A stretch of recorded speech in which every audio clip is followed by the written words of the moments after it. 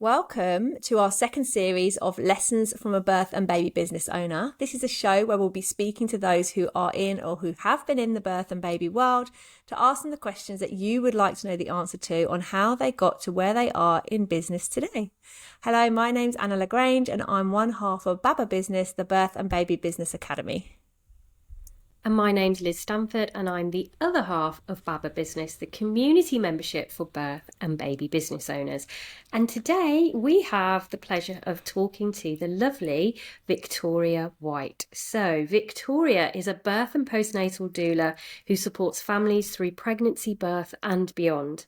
She believes birthing people have the right to a positive birth and postnatal experience, and that this can be achieved with the help of consistent and compassionate support.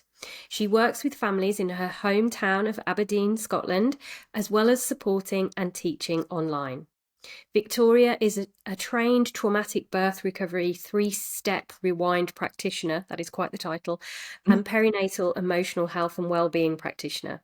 She is the founder of Neurodivergent Birth CIC, which exists to improve awareness of and support for neurodivergent perinatal experiences. Victoria is the mum of 2 girls, one of whom is autistic and is passionate about improving support for neurodivergent people perinatally. Woo! What a bio. Sounds really good, doesn't it? It's the first time you've heard it. So, Victoria, why don't you start by telling us and everyone who's listening how you came to be in this work? What led you to it? Yeah, thank you so much for having me. I'm so grateful to be here and spend time with you both. So I guess I came to birth and baby business work as a result of my own experiences. I had my first daughter 8 years ago and another daughter who's 5. And I had quite a difficult experience, I would say, particularly postnatally. And a lot of that I felt was associated with not having great support, particularly with feeding and with caring for the needs of a baby who had quite intense needs. So I initially decided I would train as a breastfeeding peer supporter. I was really passionate about volunteering at our local breastfeeding group. And then a move abroad actually provided an opportunity for me to kind of move away from the work that I was previously doing, which was in marine biology of all things, quite different, to having a think about what I really wanted to do. And I decided to train as a doula. And I initially worked we were living in Paris at the time, so I initially worked in the expat community. So English-speaking expats were often moving to Paris for work, but also at a time of their lives where they were also starting families, but then they had really not great support because they weren't close to their own families and they weren't in their native country, and there were language barriers and cultural differences. So it was helpful to employ a doula to help them to navigate that time. Around about the time that I was really getting into sort of stride of things with my birth work, we were also as a family spending a lot of time trying to understand how to better support our eldest daughter. And she was diagnosed as autistic and now has an ADHD diagnosis as well. A few years ago. So I was really I had one foot in the birth world and one foot in the neurodiversity world, I think. And actually her experiences that she was going through as a child were really, for me, reflected a lot of what I had gone through myself in childhood. And I started to think about my own neurodivergence and potentially how my neurodivergence had impacted my postnatal experience having my children. So I decided to just generally start a conversation on that topic, and I set up an Instagram page, and it evolved into a podcast called the Neurodivergent Birth Podcast, and it then evolved again into running competency workshops for birth workers. So we have a supporting neurodivergent birth workshop, which is now accredited CPD with Doula UK.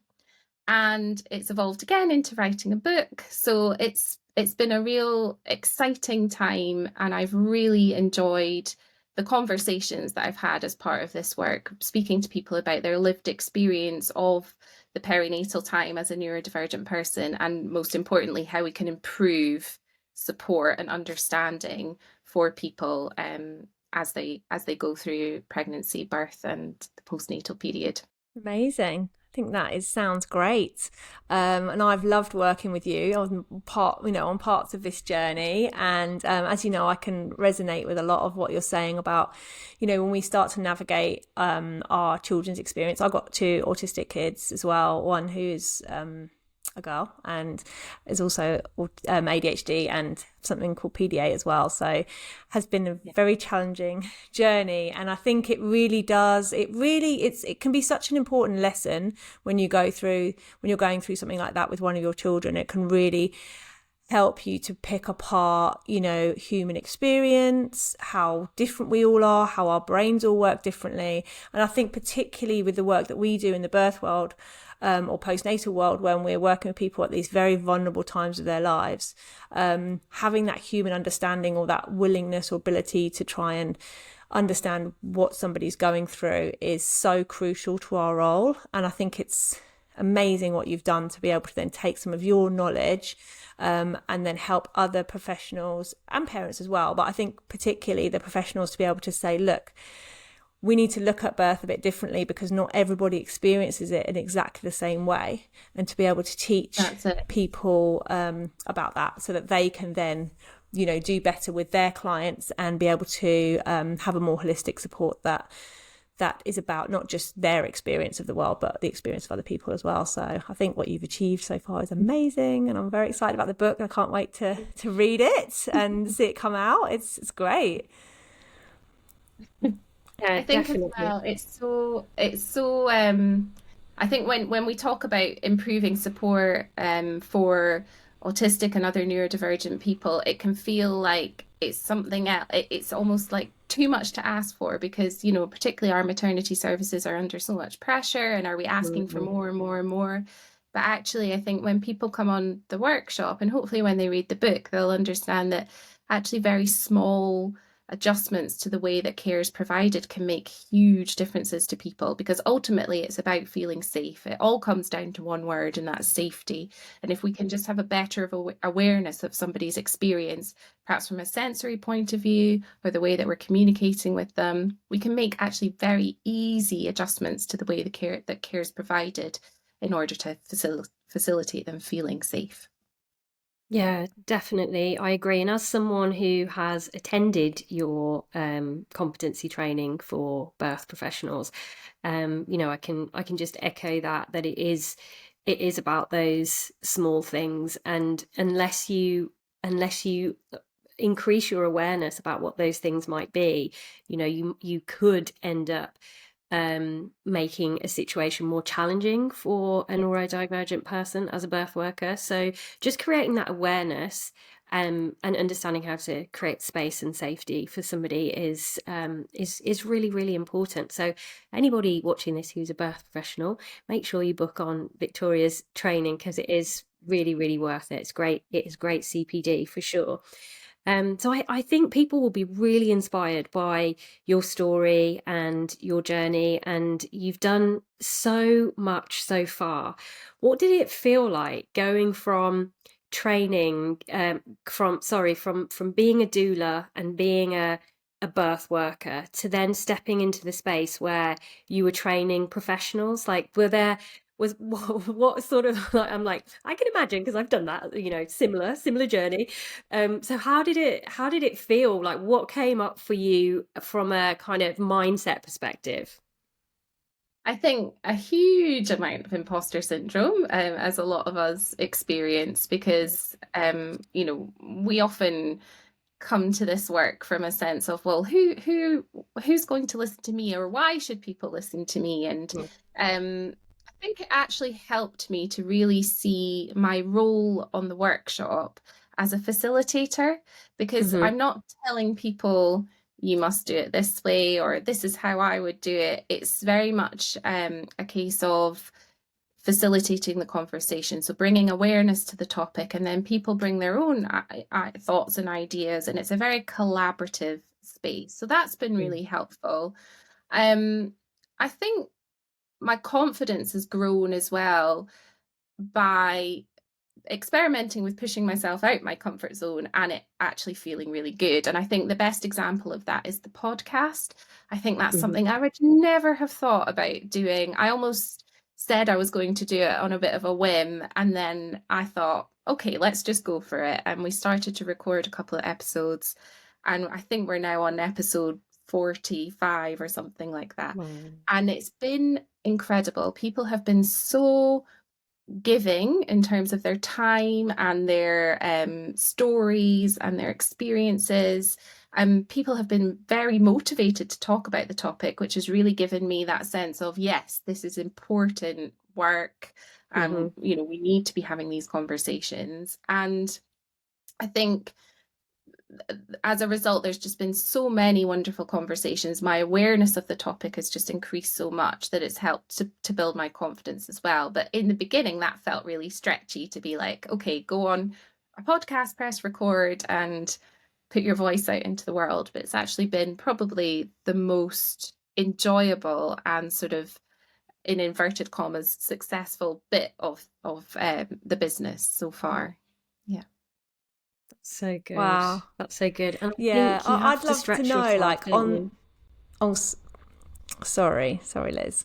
I was just, when you were talking there, I was wondering about, you know, you said about the imposter syndrome, but I know you've had some pretty big guests on your podcast, and I'm sure that people have, and like you say, people have been really enthusiastic and positive about joining you. But talk me through that. I know people would love to know that. Talk me through that decision to like reach out to that big name or somebody that you've admired, or, you know, what is it? Because I'm sure there was part of you that was like wanting to also stop you off. You were feeling resistance. So what is it that made you just go for it and reach out and ask these people to come and speak with you? I think I've been so fortunate. I mean, some of the guests, well, all of the guests that have participated have been amazing and have been so generous in what they've shared. But yeah, I've been lucky that we've had some real kind of experts kind of come on and speak about not only their personal experiences, but their professional points of view as well. If I'm honest, I have also contacted lots of people who haven't replied or have said no. So I think it's a bit around just getting comfortable with not hearing back or hearing a no.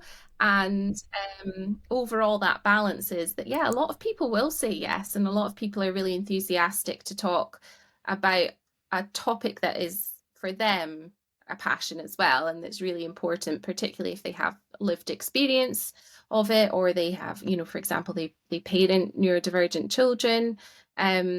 So I think it got easier as I got more no's and more yeses, and now I just feel, well, it's worth asking, because often the answer has been yes, and it's been a really kind of joyful experience to then go and connect with that person and have a chat with them. Yeah, I think that that's something that people are so scared of, is the rejection, and, you know, seeing, or even, I'm going to use the F word, a failure. You know, we're so afraid of failing or being rejected, that it really can stop us in our tracks. But I think when you push yourself to do it, like you have, Victoria, you see so much open up for you in terms of, like, you know, business, getting into this new space, but also expanding your own like awareness and knowledge and understanding. So it just sounds like it's been the most amazing thing for your business. And what I would really like to know now is, and what I'm sure people would love to know, is how did the book come about? Like, how did you, how did you land that amazing publishing deal? I think again that was a case of just asking and seeing what happened. You know, I guess being a bit, maybe I'm going to say maybe a bit naive. I'm not sure, but I knew of this publisher. I love the books that this publisher is associated with. I often, you know, go to those books when I'm supporting clients as a doula, and for me, I felt that the book, which is called Why Supporting Neurodivergent Birth Matters, was the missing piece of this series of books that they have. So I actually worked out, I knew what the name of the editor of that series is, and I guessed their email address based on what their name is and Love at it. the publishers. And I thought, I'm just going to send this email and see if it gets through. And lo and behold, it did. They responded and said that they were interested in the concept, but I, of course, needed to put a proposal together. And that was fairly straightforward, because in my mind, I had an idea of a chapter structure, and I basically wrote the introduction and I sent that to them for review.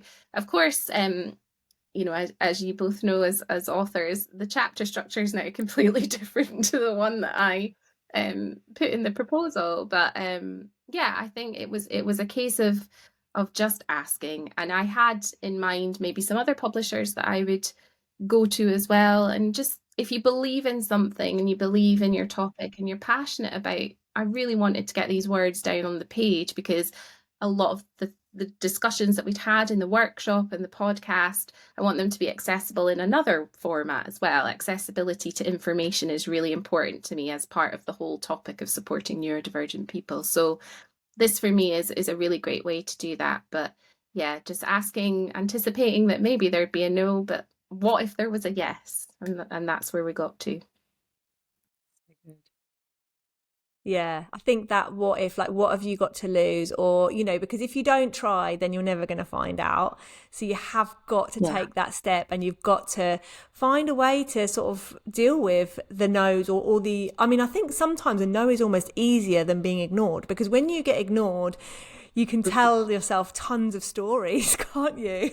About why they've ignored you or not replied to your email. Or, you know, I know Liz and I, we've been really lucky with people who've come on the podcast, but also that took part in our you know, our summit that we did, fundraising for Gaza, earlier in the year. And we, you know, we were blown away by some of the people that said yes, but of course there was also people who ignored us, or it wasn't the right time for them. And, you know, I think it's about yeah, you have to find a way to be okay with that and not take it personally, not take it as rejection, just take it as, okay, this isn't for them, this isn't, my book's not for them, or my podcast isn't for them, or for whatever reason. And just remember that it's actually probably not about you, but it's probably more about what they've got going on in their lives, or whatever. So yeah, I think that has got to be part of stretching yourself in business and growing a business, because the outreach and the networking and the opportunities is what is going to get your message out there at the end of the day. Yeah, 100%. But be prepared for them to say yes as well, because then you might have to deliver. Yes, that's always part of the problem, isn't it? Like, oh, you actually want to go ahead with this. And then that was my next question, actually, Victoria. So once they said yes and you panicked and freaked out or whatever, then how, and you've just said to us before we, you know, went on press record on the podcast that, you know, you've pretty much completed the book. So what has the process of writing the book been like, and what was your creative process, and again, like, what kind of feelings were coming up for you? I mean, I'd love to say that it's all been, you know, I've written it from a beautiful desk, and I've had, you know, been surrounded by candles and nourishing foods and nice teas and things. But it's been much more chaotic than that.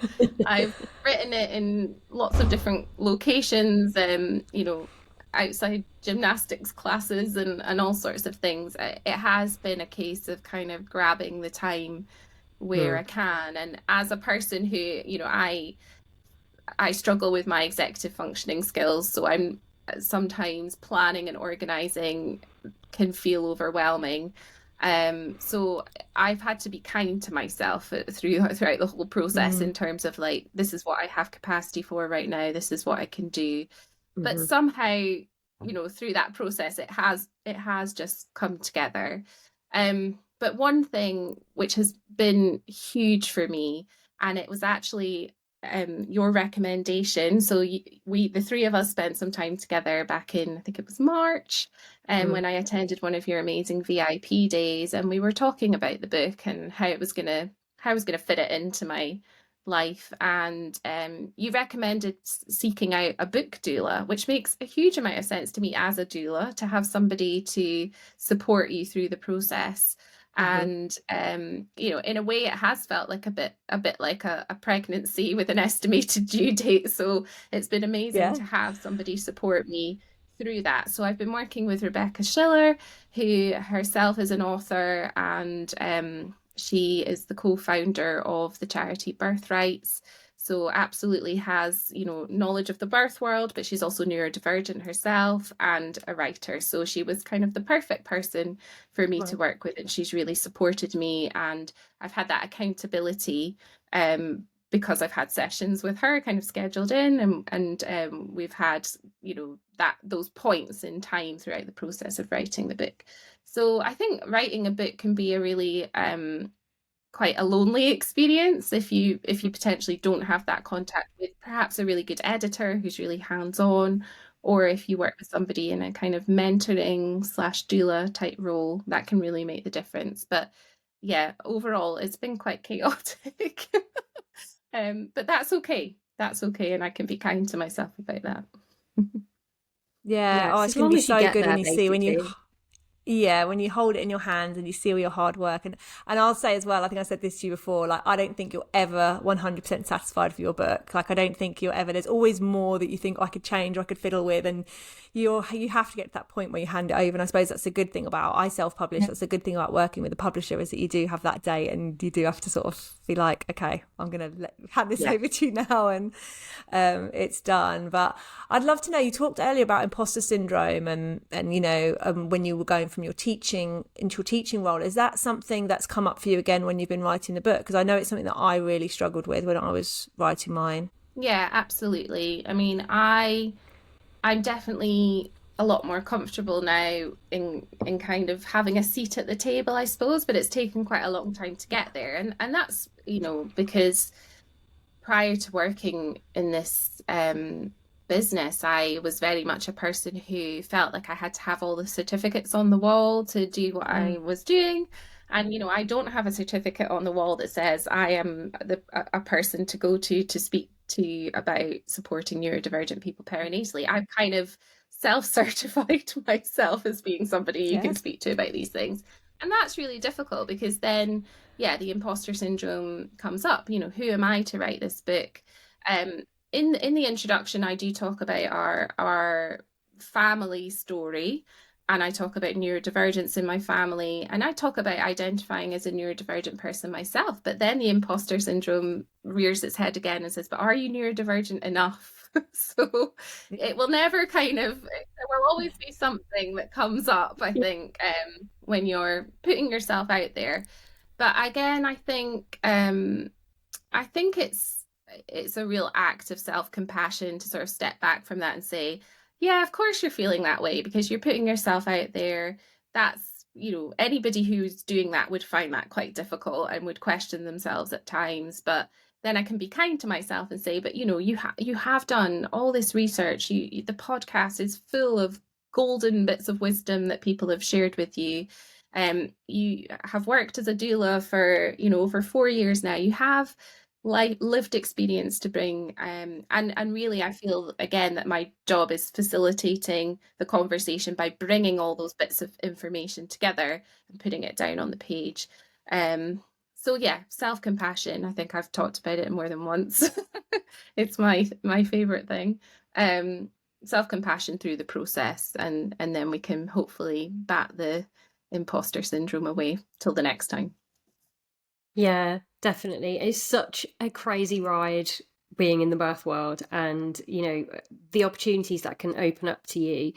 I think it's brilliant that, you know, you've created these opportunities for yourself, so that you can create more conversations about neurodivergent people. And I can really relate to what you were saying about the book. So, you know, I had support with I wouldn't call her a book doula, but along the same kind of lines. I couldn't get started without her. I was literally like, I don't know what to do or where to start. So it was kind of just having someone kind of just to talk it through with, and to kind of, say, right, you've said that's what you're going to do, go and do it. And then it just felt, once you get going, it felt so much easier, but it feels so vulnerable to put something out there in the world. So I completely relate and understand, absolutely. So what would you say is coming next for neurodivergent birth? Come on, we've had a podcast, we've had training for professionals. What's the next thing? What's going to happen? So at the beginning of this year, so Neurodivergent Birth was kind of launched on Instagram last year, but this year I decided to formalize what we were doing as a social enterprise. So we're now a community interest company, which is great because it opens doors. There's pros and cons for sure to doing it that way, but it's meant for probably one of the biggest pros. It's meant I've been able to apply for some funding. So I applied for some kind of Scottish government based funding earlier this year, and I was awarded some money to develop antenatal education that's specifically for neurodivergent audiences.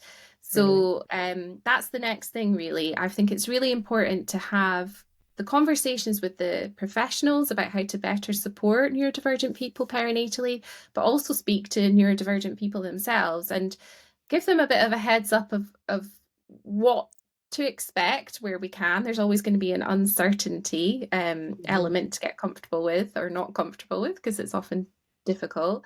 But to talk about pregnancy and birth and the postnatal time in the way that we always do. We often talk about the stages and the options available to us and potential interventions, but also we want to talk about what's the sensory processing experience going to be like? How can communication be facilitated if you're a neurodivergent person with a specific communication style?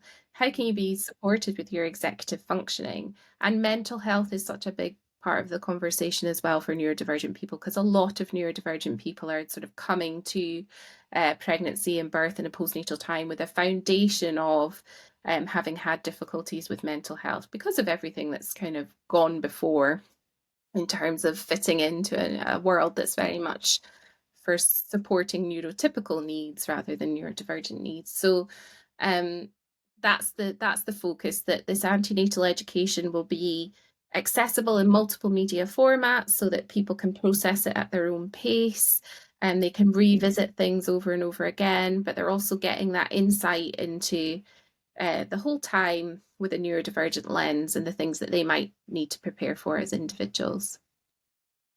Can't wait to see that come out then. Yeah, that's me too. I think that sounds really exciting.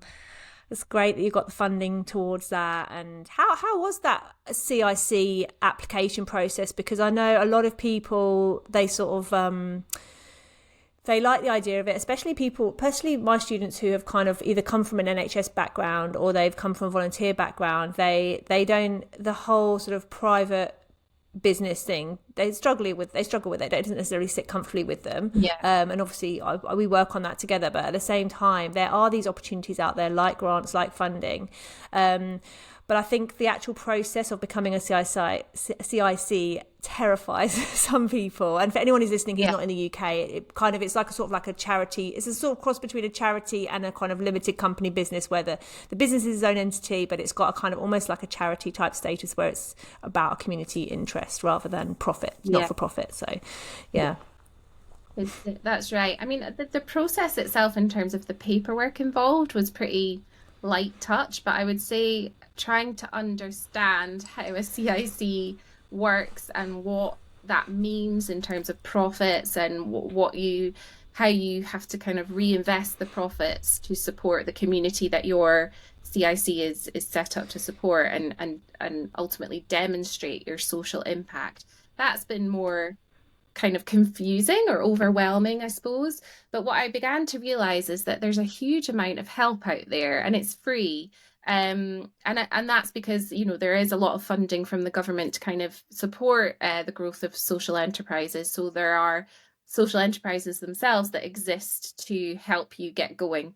So, I mean, a quick Google will find you more than one. One of the ones that I spoke to is an organization called Wenta, WENTA, and they do, you know, free webinars about setting up, about making business plans, about the financial side of things, and you can even have one-to-ones with business advisors. So when you know where to go to get help, there is actually quite a lot of help available. So I think that's been really encouraging.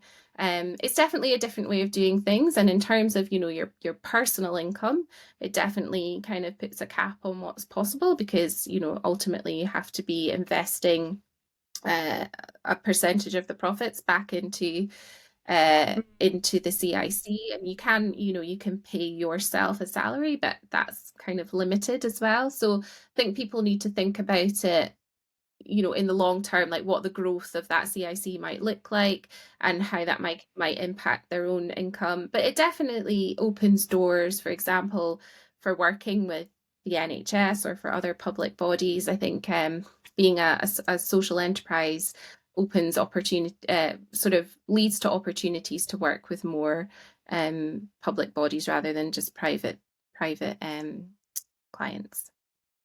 Yeah, and it makes your services more accessible as well, which I think is something that we all would Absolutely. love in the birth world, but Absolutely. especially for those of us who provide services that aren't available in the NHS or aren't available in our local communities, to be able to bring our specialisms to those people who wouldn't otherwise be able to access them is like, it's amazing, so important. Yeah. So we work on a sort of one-to-one basis, for example, with our prep for ND birth. In addition to the birth worker workshop at the moment, there's a prep for ND birth webinar that people can go and pay £29 for and watch online. And there's a buy one, there's one free for somebody else policy. So it's we have like a sandwich shop, a local sandwich shop that's a social enterprise, and it's the same, you know, you buy a sandwich and a sandwich goes to someone else. So I based it on the sandwich idea. But you buy a webinar, and a free webinar will go to somebody else who's applied for access to it for free. So yeah, charting the social impact is really important. Demonstrating the social impact is really important to then open the doors for further funding. But yeah, it is a great way of having that impact, but still working as a business rather than a charity, which has a lot of different layers of sort of requirements in terms of having like a board of trustees and that sort of thing. So it's more accessible, I think, to more. Brilliant. Amazing. I mean, Victoria, I don't think you pat yourself on the back enough, but it's really inspiring. Like, it's incredible what you have achieved in what I think is a relatively short space of time to get to the point where you are. Like, it is incredible, so inspiring for people watching. So what would be the one piece of advice that you would give to a birth or baby business owner who are looking to create a business that's sustainable and impactful? Like, what's that one thing that you say, oh, you've got to do this, or you've got to be this? I think for me, it comes down to one word, and that's momentum. Because when I first started, particularly the doula work, and particularly when we moved back to the UK and I had to, you know, network and start from scratch in a way to get going, I would often say to myself, oh, I'll just wait until after the school holidays, because the kids are off school at the moment, so I don't have capacity for that. I'll just wait. And there was always something, because there always will be something in life that, you know, you could technically say now's not the time because this list of things is going on. And I realized, and, you know, I've always invested in coaching and working, you know, with yourselves and memberships and things, because I think that's really important for your business as well. It's not just about knowing how to do the doing, it's all the business piece as well. And a coach really, you know, encouraged me to just keep momentum. So I tried to do something. I don't do weekends, but try to do something every single day in the week. And that might be sending a text message to another doula in the local town because we're going to have a coffee one day. But every day doing something helped me to feel like I am the CEO of this business. This is my identity. This is what I do, rather than thinking, oh, I haven't got time for that right now. I haven't got time for that right now, because you will always feel like that, because of family life and, whatever else is going on for you. So momentum, even if it's the smallest move, just every day keeping momentum, and then it gathers pace, and then bigger things can happen. So good, so good. And I really hear the self-compassion in that again, and also that growth mindset, where it's like, take it one step at a time. You don't have to be, there at your goals in no time. It takes time to build these things up. And yeah, like you say, every little step counts, however small it is. Yeah. So inspiring. Definitely. Thank you.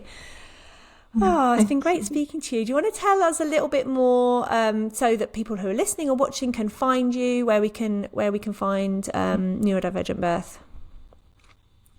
Absolutely, thank you. So, social media wise, I'm scared of TikTok and I don't do a great deal on Facebook, so I'm on Instagram at Neurodivergent Birth. And you can find pretty much everything to do with neurodivergent birth at ndbirth.com.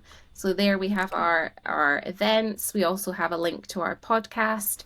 We also have directories. So we have a doula directory and an antenatal teacher directory. So people on that directory are either neurodivergent themselves, or they've trained with us or done some other training that's related to supporting neurodivergent people. So that if you find somebody on that directory, that they are neurodivergent affirming in their approach to the services that they deliver. But yeah, so that's the best place to find us. But the podcast is about to finish its 3rd season, and we'll pause probably until the new year. But if anyone is interested in coming on, just contact me via the website, and I'd love to hear from you. Brilliant. That's great. Definitely.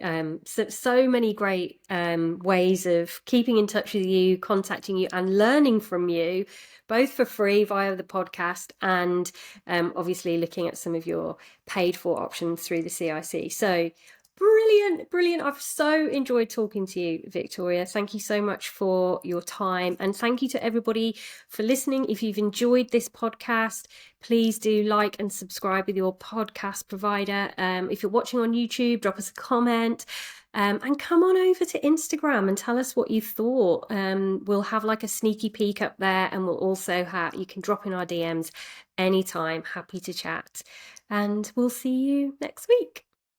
Thank you.